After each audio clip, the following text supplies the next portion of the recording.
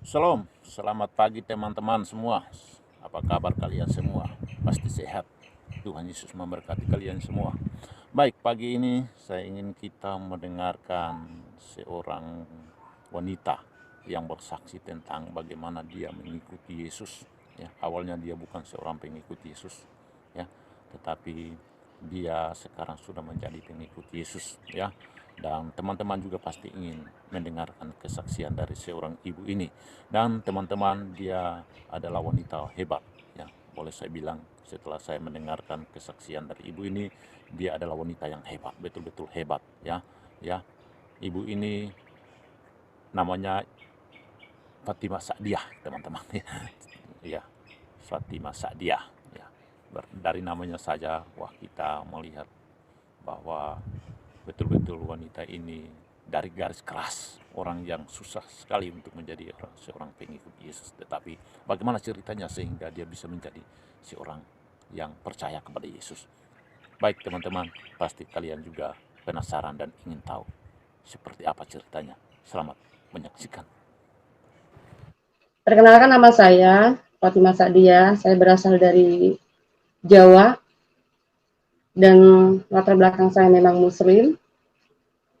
Saya tidak pernah mempunyai niat dan tidak pernah punya cita-cita untuk menjadi seorang Kristen. Karena dalam keluarga saya semuanya Muslim. Lingkungan saya semuanya Muslim. Bahkan di dalam kehidupan saya tidak pernah saya menemukan yang namanya gereja di lingkungan saya. Saya tidak pernah menemukan orang Kristen di lingkungan saya. Saya dibesarkan keluarga Muslim semuanya 100%. Saya tidak pernah bercita-cita untuk menjadi orang Kristen karena sedikit pun saya tidak pernah mendengar apa itu Kristen, siapa itu Yesus, saya tidak pernah mendengar. Hanya yang saya tahu di dalam kehidupan saya selalu dikenal bahwa orang Kristen itu kafir dan tidak pernah mempunyai tempat di surga. Orang Kristen hanya punya surganya di dunia, itu saja yang saya pernah dengar. Mengenai agama yang lain saya pun tidak pernah tahu. Nah, dalam perjalanan hidup saya dari kecil memang sekolah saya juga di Madrasah Ibtidaiyah sampai ke SMP, lalu saya keluar sekolah dan saya tidak melanjutkan sekolah karena saya kepengen bekerja. Saya merantau. Nah, setelah merantau itu memang saya sedang mencari jati diri. Karena dalam perjalanan hidup saya dulu, ketika saya sekolah, saya tuh paling rajin ngaji, saya paling rajin untuk selalu belajar agama gitu ya. Dan bahkan saya tuh sering bertanya, sering kritis sama guru gitu. Nah, saya tuh suka nanya begini, Pak Guru, kalau begitu kita Islam semuanya masuk surga ya, saya bilang gitu. Kata Pak Guru saya bilang, oh belum tentu katanya. Oh kalau begitu hanya Muhammad saja ya yang bisa masuk surga, juga belum tentu. Nah kalau begitu siapa dong? Gimana dong, surga kosong dong gitu kan. Saya banyak bertanya. Tetapi dalam pendidikan saya selama ini tidak pernah diperlihatkan mengenai tentang surga, tetapi hanya diceritakan mengenai tentang neraka saja. Itu yang buat takut saya gitu. Saya begitu takutnya, saya tidak mau terlewatkan untuk selalu sholat 5 waktu. Zaman saya dulu itu bahkan lampu aja tidak ada gitu ya. Musola itu banyak, 100 meter setiap tempat tinggal saya selalu ada musola. Nah saya itu selalu paling rajin. Dari teman-teman saya paling rajin gitu. Nah di tengah-tengah hal yang membuat saya ini semakin penasaran, kalau memang surga itu kosong, lalu buat apa selama ini kita ibadah? Selama ini kita ngikutin aturan-aturan yang saya sendiri sebenarnya tidak paham gitu. Untuk apa ke semuanya ini? Tetapi saya takut kalau saya ini nanti sampai mati ke neraka gitu. Karena kehidupan saya begini. Saya dulu mikir, saya hanya dilahirkan, setelah itu dibesarkan, setelah itu menikah, setelah itu saya mati. Hanya itu saja, saya seperti tidak punya harapan di masa lalu saya. Tetapi dalam kematian itu pasti saya akan menemukan neraka. Itu yang saya takutkan. Nah, oleh sebabnya saya tidak pernah menemukan jawaban dari guru saya, guru ngaji saya, ustadz saya, tidak pernah menemukan jawaban bahwa kita bisa masuk surga. Itu tujuan saya. Nah, tapi dalam hal itu saya tidak berpikir bahwa Islam itu buruk, bahwa Islam itu tidak baik. Tidak, saya tidak pernah berpikir seperti itu. Menurut saya, memang guru saya yang mungkin kurang ilmu gitu. Nah, itu sebabnya saya pergi merantau itu. Saya sekalian mau mencari pekerjaan, sekalian saya juga mencari jati diri saya, dan tujuan saya mencari kebenaran yang sejati. Begitu. Halo? Halo? Yo, silakan. Terus, Ya. Pada lanjut. akhirnya, ya, pada akhirnya saya mendapatkan pekerjaan. Setelah mendapat pekerjaan itu, suatu ketika saya bertemu dengan orang yang sama-sama gadis dengan saya, tapi saya masih sangat belia sekali waktu itu. Saya diajak berteman, lalu diajak ke rumahnya gitu. Nah, di situ saya tidak mengira bahwa di situ saya bertemu dengan orang-orang yang sangat mengerti dengan agama. Saya melihat mereka ini semuanya religius gitu. Nah, di situ ada kesempatan saya untuk bertanya-tanya mengenai tentang agama Islam. Karena memang selama ini saya tidak pernah mendapatkan satu jawaban dari guru saya dulu. Gitu. Nah, setelah itu, para ustadz itu menceritakan bahwa kita Muslim tetap bisa masuk surga, tetapi harus melalui jihad, seperti itu. Dan kita harus diharuskan untuk membayar sedekah dan juga infak setiap bulannya. Nah, mikir saya begini, oh pasti di sini kayaknya ada jalan di sini, ada jalan menuju surga ini di sini. Saya menemukan komunitas yang membuat saya itu semakin nyaman, membuat saya mungkin semakin inilah jawaban, seperti itu. Dan saya melanjutkan perjalanan saya, akhirnya saya masuk di dalam organisasi yang saya sendiri tadinya tidak menyangka bahwa itu adalah melawan hukum. Tetapi yang jelas saya menjalani semuanya sesuai syariat Islam. Gitu. Yang penting saya tidak keluar dari Islam. Saya tetap Islam. Karena saya tetap memandang bahwa Islam itu adalah rahmatan lil alamin. Saya tidak pernah memandang Islam itu buruk. Itu masa lalu saya. Tetapi dalam perjalanan hidup saya justru tidak pernah menemukan kedamaian.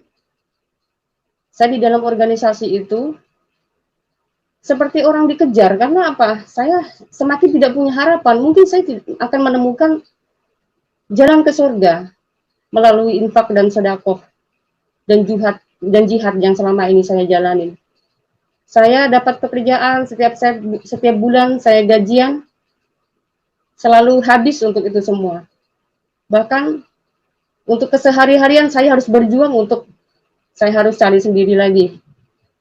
Itu penderitaan saya selama saya mengikuti organisasi ini. Karena apa? Semuanya demi untuk berdirinya dan tegaknya Indonesia ini menjadi negara Islam.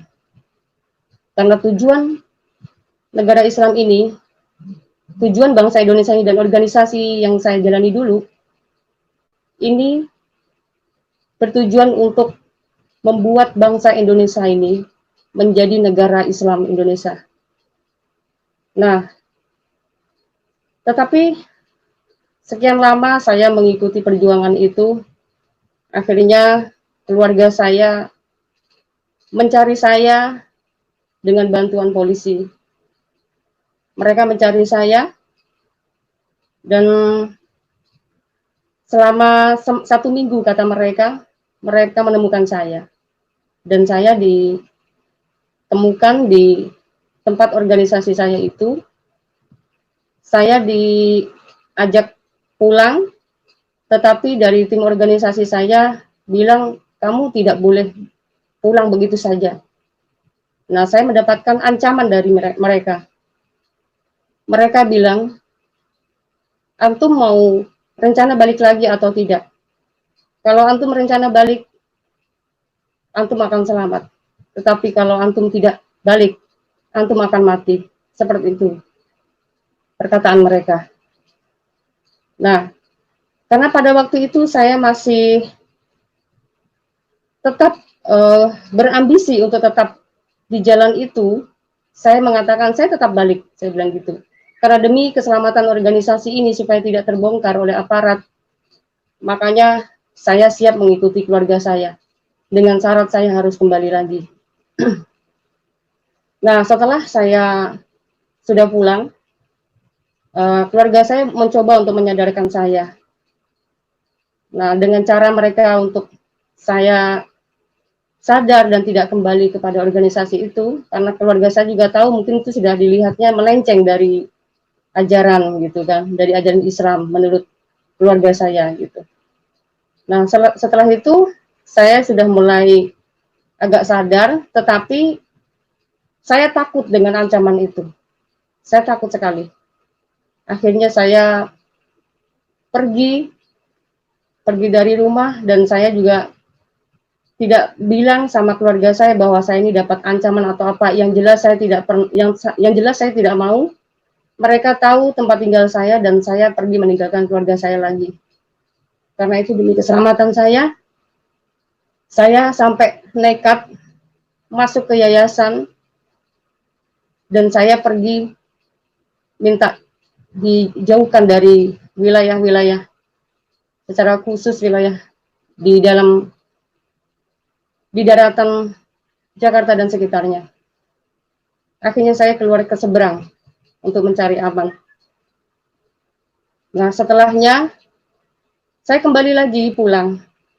Tetapi terbesit kembali pemikiran saya untuk mencari kebenaran, karena saya lagi-lagi saya takut yang namanya kematian. Karena mati, pasti saya akan ke neraka. Itu selalu berpikir seperti itu.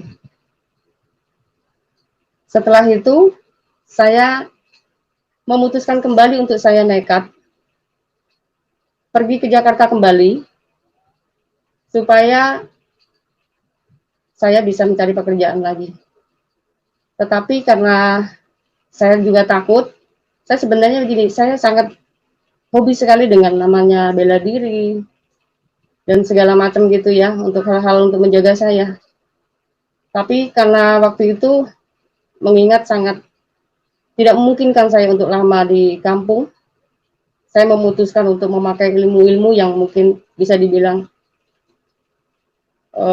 untuk menjaga diri saya, memakai ilmu-ilmu yang mengebalkan tubuh saya, dan dari situlah saya berani untuk kembali ke tempat di mana dulu saya pernah tersesat. Nah, dari perjalanan dari situlah, singkat katanya,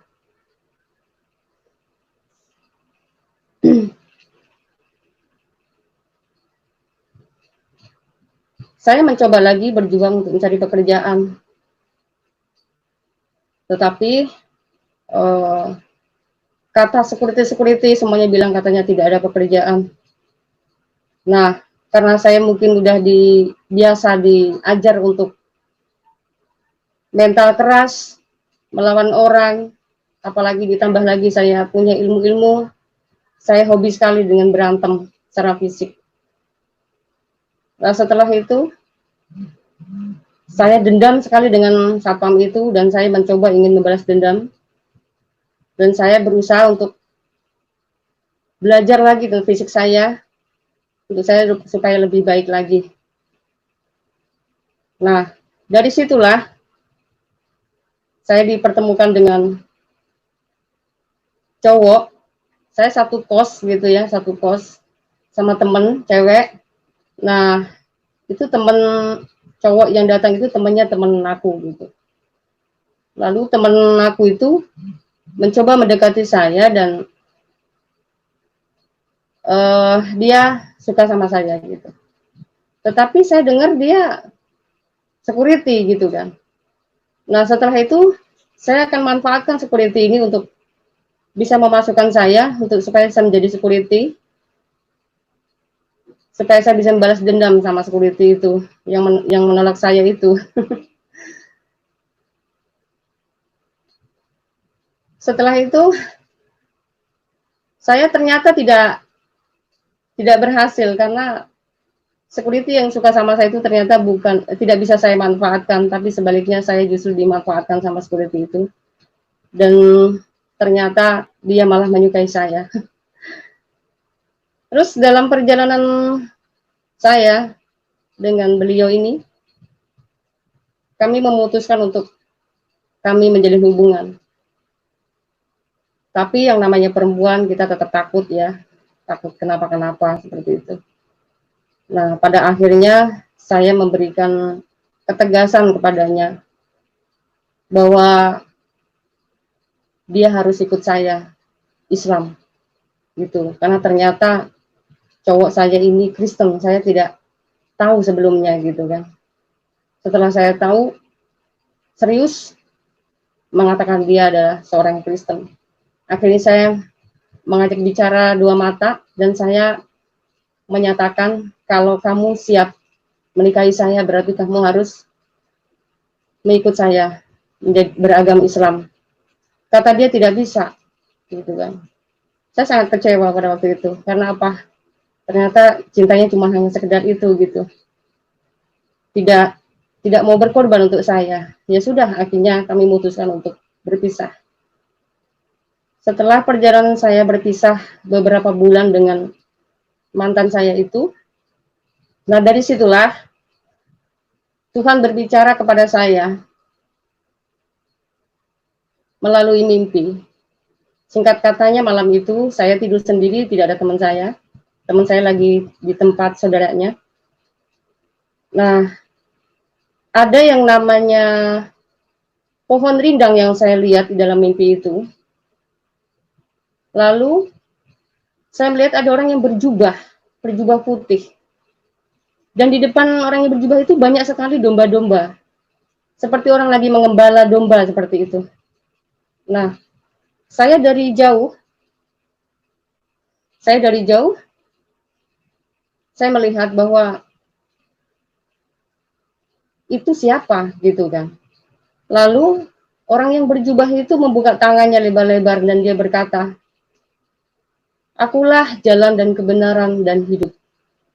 Tidak seorang pun yang bisa datang ke rumah Bapa kalau tidak melalui aku." Itu katanya, kata pertama. Nah, setelah itu saya terbangun, mimpi apa tadi ya gitu. Tapi saya tidak menghiraukan mimpi itu. Apa sih tadi gitu, tidak menghiraukan. Pada akhirnya malam berikutnya, saya dikasih mimpi kembali. Di situ saya juga melihat pohon rindang kembali. Entah kenapa, apa maksud dari simbol pohon rindang yang selalu muncul dalam mimpi saya itu, saya tidak mengerti.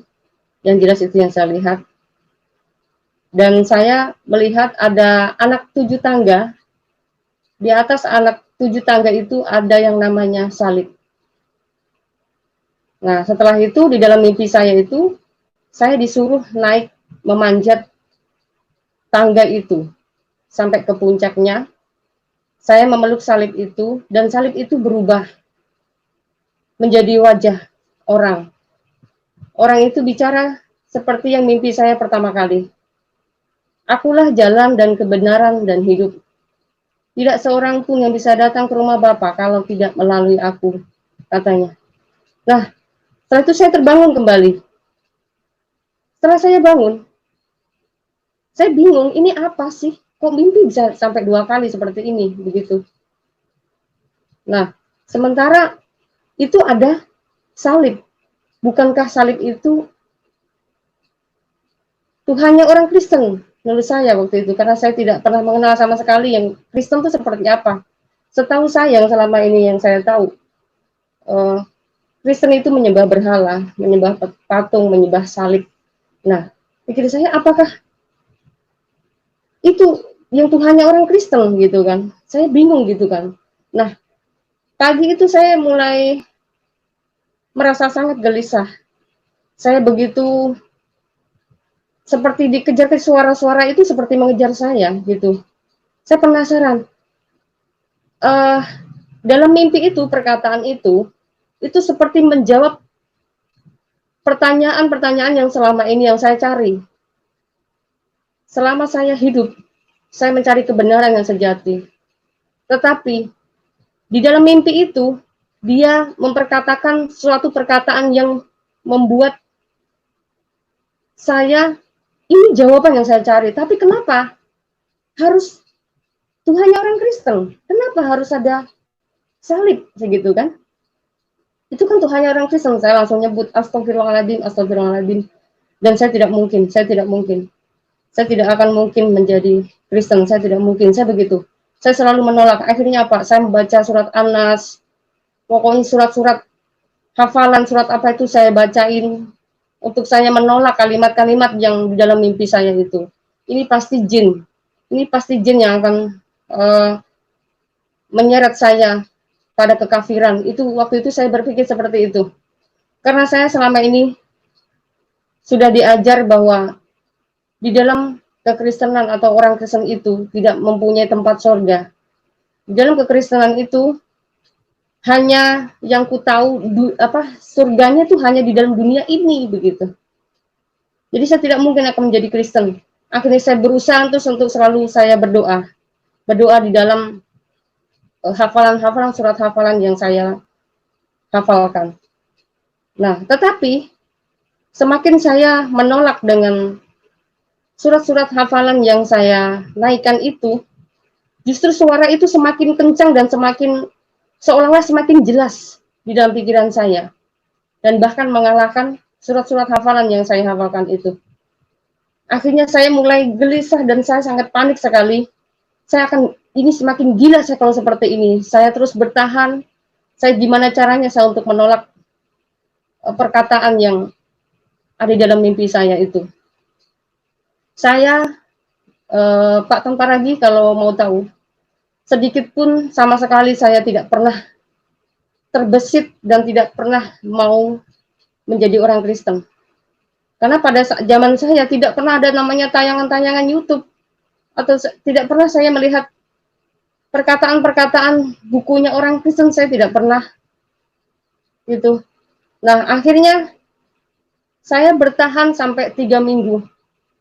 Dalam waktu 3 minggu itu bergumul saya, karena begitu hebatnya suara itu yang mungkin membuat saya semakin gelisah dan saya tidak kuat. Pada akhirnya saya ngobrol sama teman saya itu, akhirnya teman saya tanyain.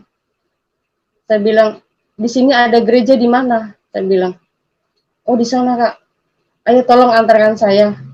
Saya kepengen tanya sama pendeta orang Kristen itu supaya bisa meramal mimpi saya. Saya udah hampir gila seperti ini gitu kan. Terus akhirnya dia datang, dia nunjukin saya gereja dan sekaligus sama dia gitu. Akhirnya saya mau masuk gereja pun saya gemetar.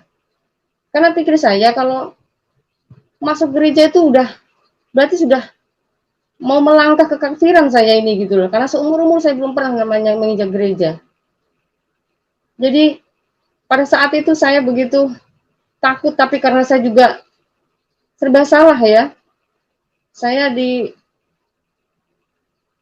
dimimpikan itu tuh terlalu saya sangat gelisah. Salah satu begini, gelisahnya bahwa itu mimpi suatu jawaban saya, tapi kenapa harus ada simbol Kristen? Itu yang saya pertanyakan. Nah, setelah itu saya nekat untuk masuk.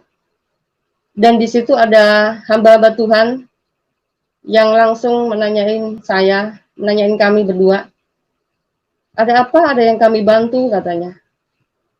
Iya Pak, saya mau minta sama Pak Pendeta supaya meramal mimpi saya gitu. Karena tujuan saya di situ saya bukan menjadi orang Kristen.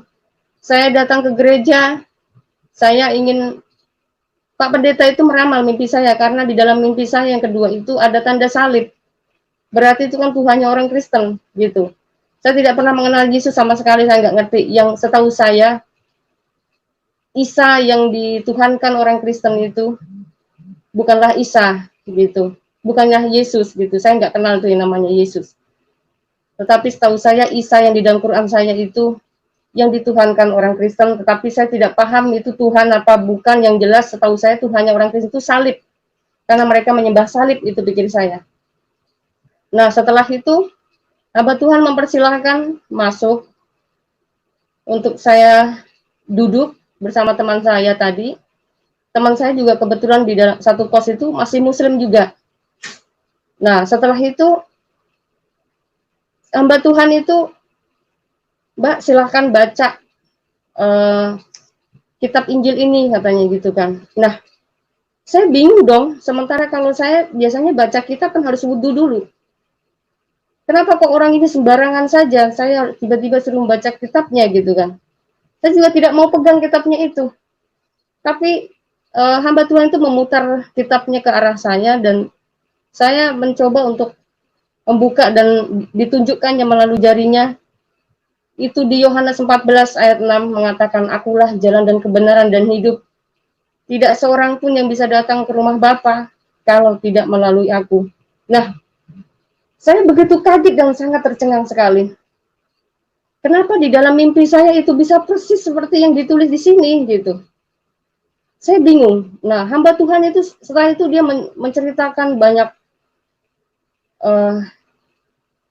hamba Tuhan itu menceritakan banyak hal. Tetapi saya tidak bisa fokus apa yang diceritakan hamba Tuhan itu. Saya hanya fokus di dalam kitab itu. Kenapa kitab itu bisa menuliskan hal yang sama persis di dalam mimpi saya? Seperti itu. Nah, setelah itu saya pulang. Saya permisi minta pulang. Tetapi hamba Tuhan itu bicara, Mbak, kalau mbaknya kepengen belajar lagi tentang Injil, silahkan datang kemari. Dalam hati saya tidak mungkin. Saya tidak mungkin akan menjadi Kristen. Saya tidak mungkin. Astagfirullahaladzim, saya selalu nyebut. Dan bahkan bisa dibilang tidak mungkin, karena tidak ada satupun keluarga saya yang beragama Kristen.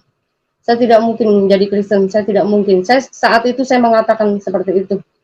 Tetapi dalam pemikiran saya itu, kenapa jawaban yang di dalam mimpi saya itu bisa persis di dalam kitab itu saja yang membuat saya semakin penasaran. Sampai rumah saya duduk diam, malamnya saya mencoba untuk sholat tahajud. Saya berusaha untuk menolak saya untuk menjadi Kristen, tetapi yang saya pertanyakan pada saat saya sholat itu, kenapa dalam mimpi saya itu bisa persis di kitabnya orang Kristen? Pada waktu itu saya bertanya seperti itu, tapi tidak pernah ada jawaban, dan saya bingung. Saya sholat pun seperti hampa gitu. Sholat cuman ya begitu-gitu saja gitu. Bisa sholat pakai surat-surat hafalan yang saya cuma hanya pakai. Tapi kali itu saya kepengen ngomong sama Tuhan saya yang dulu gitu. Saya bingung ini bagaimana ini gitu kan. Tetapi saya dulu nggak pernah diajar ngomong pakai bahasa seperti biasa kalau berdoa. Saya diajar juga berdoa selalu memakai bahasa-bahasa yang surat-surat hafalan saja. Jadi hanya begitu-gitu saja gitu. Akhirnya saya mulai stres sendiri gitu. Tambah stres lagi.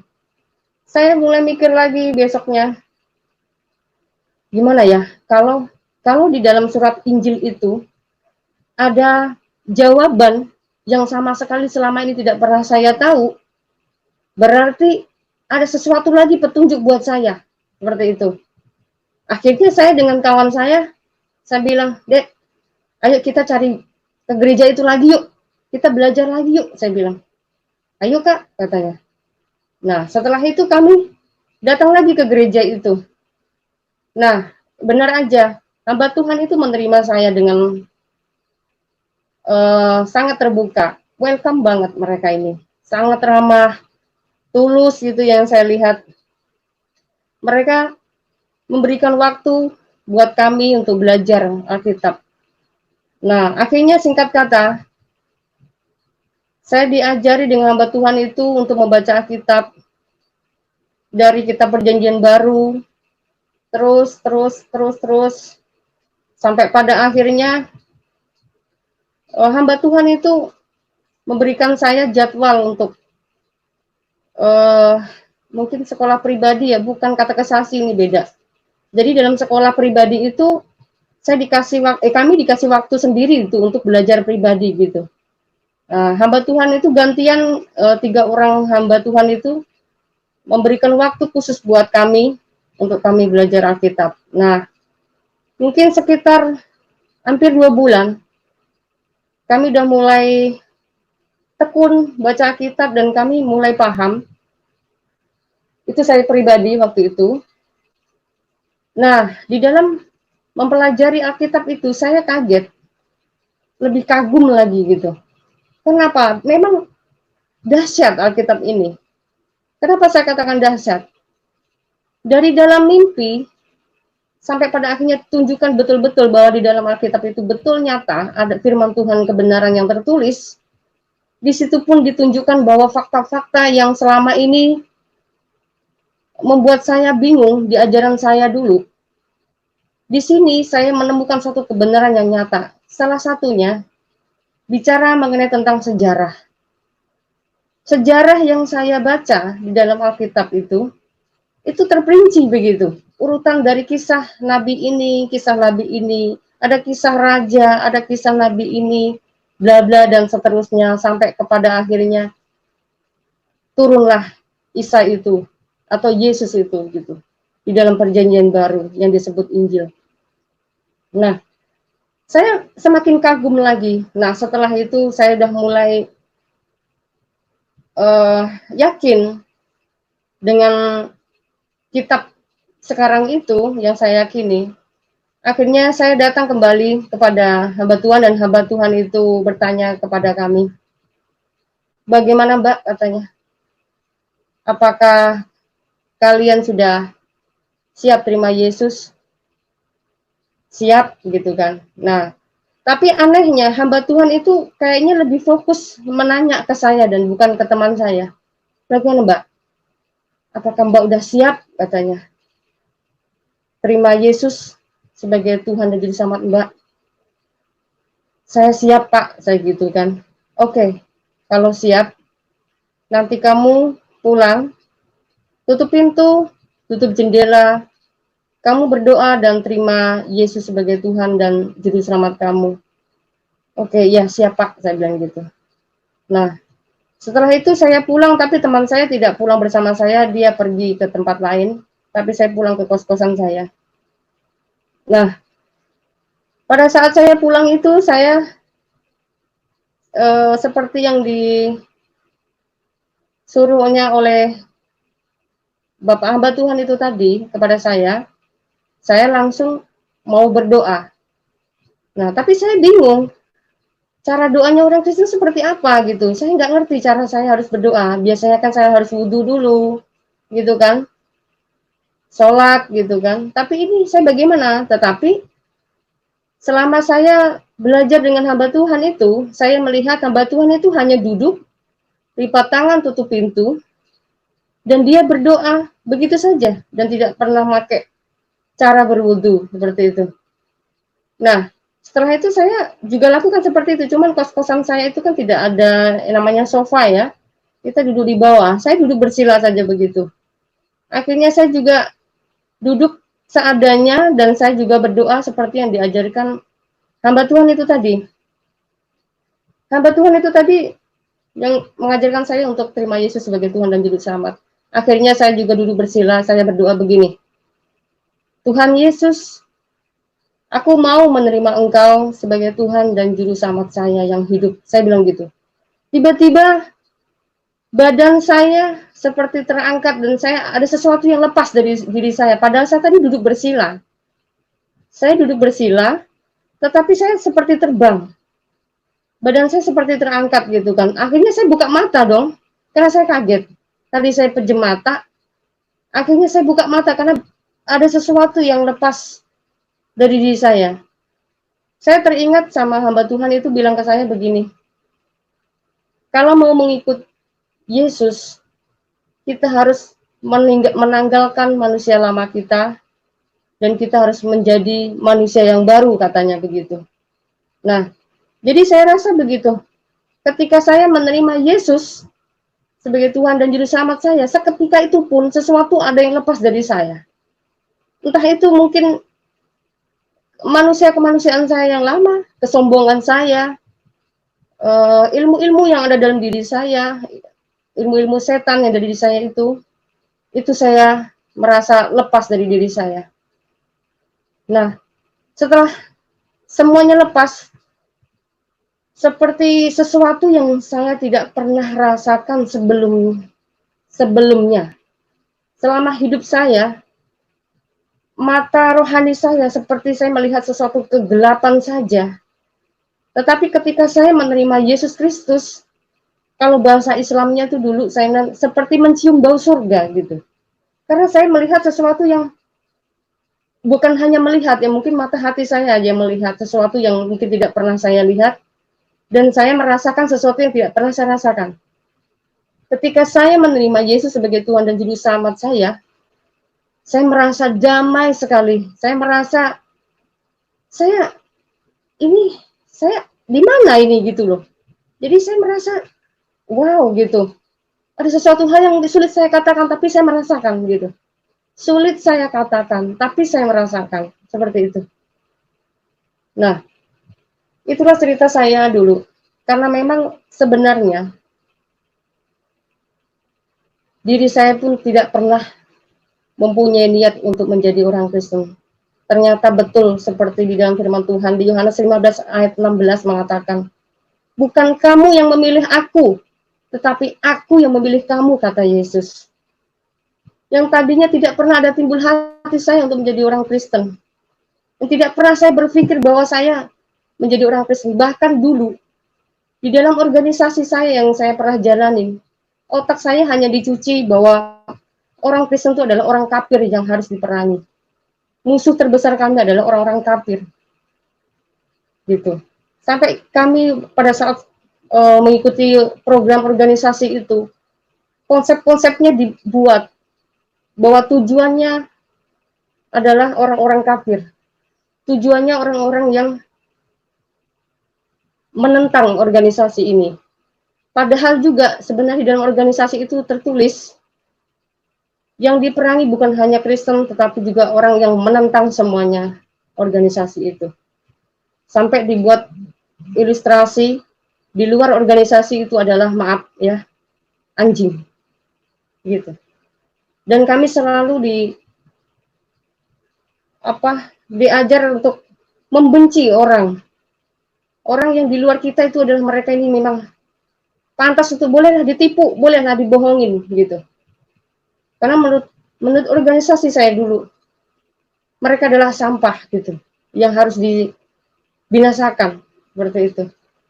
Nah, menurut teman-teman di sini mungkin berpikir saya ngaco gitu. Tetapi apa boleh buat? Karena memang dalam perjalanan hidup saya ketika saya dulu waktu masih Muslim, masih Islam biasa waktu di kampung, saya tidak pernah tahu ajaran Islam sesungguhnya itu seperti apa. Yang saya tahu, kita hanya melakukan sholat, ya, puasa, zakat, gitu saja. Dan kami tidak pernah pusing dengan hal-hal yang lain gitu. Jadi tidak pernah pusingin dengan isi kitab saya itu seperti apa. Karena dari zaman saya dulu, itu tidak ada namanya Al-Quran, ada terjemahannya. Kecuali ya juz amma begitu ya. Juz amma begitu, surat-surat hafal memang ada artinya. Tapi Al-Quran dulu tuh semuanya tidak pernah ada yang namanya terjemahan. Jadi saya berpikir Islam itu baik.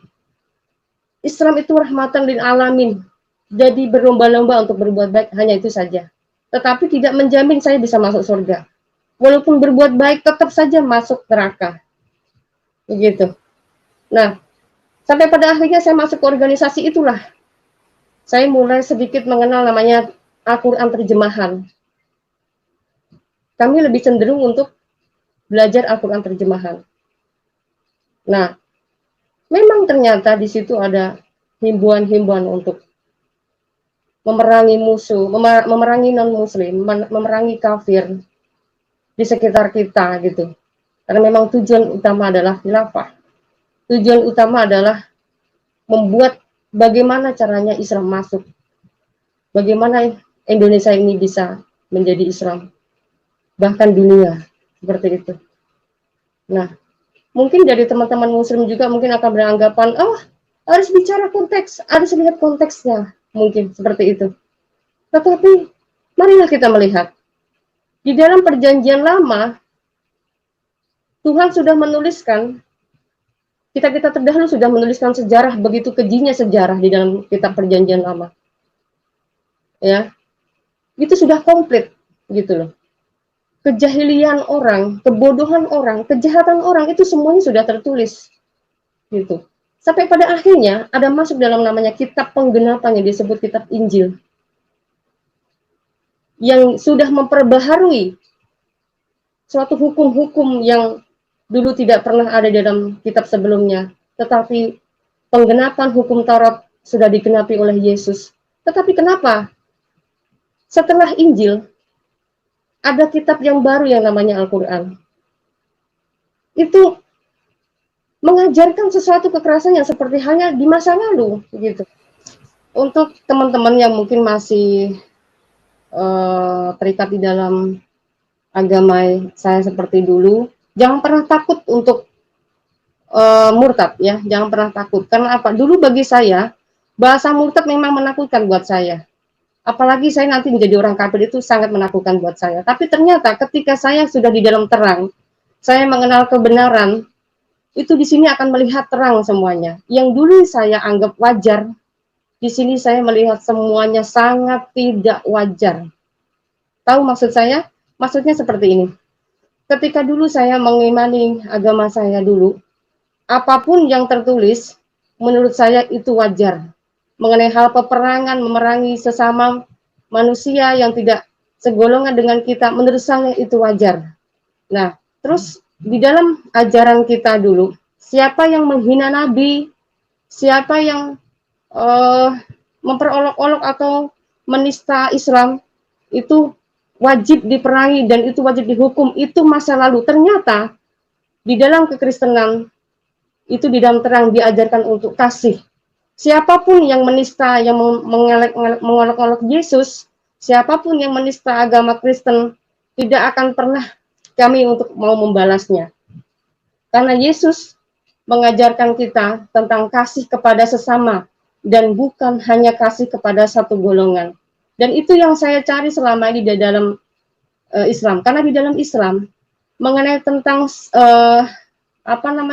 kata hablum minallah, hablum minannas, itu hanya sesuatu yang kosong, padahal dalilnya tidak pernah ada. Itu saya tidak pernah menemukan. Selama ini yang saya cari, di dalam Quran hanya wajib mengasihi sesama segolongan saja, dan tidak diwajibkan untuk mengasihi sesama. Tidak ada ayat untuk kasihilah sesamamu manusia, sama seperti dirimu sendiri. Istilah katanya, jangan pernah mencubit kalau tidak mau mencubit. Jangan pernah mencubit kalau dicubit itu sakit. Seperti itu. Nah, intinya, di dalam Islam, walaupun kita dicubit pun, kita tidak boleh membalas cubit. Itulah keistimewaan di dalam kekristenan yang diajarkan oleh Yesus Kristus, yang adalah sebenarnya Tuhan yang pernah datang ke dunia ini menjadi manusia. Saya dulu juga berpikir bahwa kekristenan itu menyembah patung, menyembah kayu, salib, seperti itu. Tapi ternyata tidak. Di dalam kekristenan, saya dulu menuduh bahwa Tuhannya orang Kristen itu ada 3. Tetapi setelah saya mengenal pribadinya Yesus, dia adalah satu-satunya yang dulu pernah datang kepada Abraham, Ishak, dan Yakub. Dan begitu juga dia datang menjadi pribadi manusia seperti kita, itu adalah dia. Makanya Yesus berkata, akulah dia. Seperti surat Yohanes ayat 8:24 mengatakan, jikalau kamu tidak percaya bahwa akulah dia, maka kau akan mati dalam dosamu. Tolong dikasih ayatnya. Di Yohanes 8 ayat 24.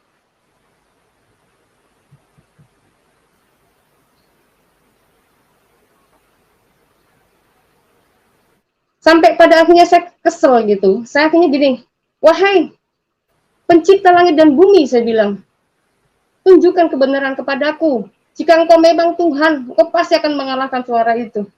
Gitu kan? Tapi ternyata apa? Tidak bisa. Nah, itulah akhirnya saya pasrah, saya menyerah.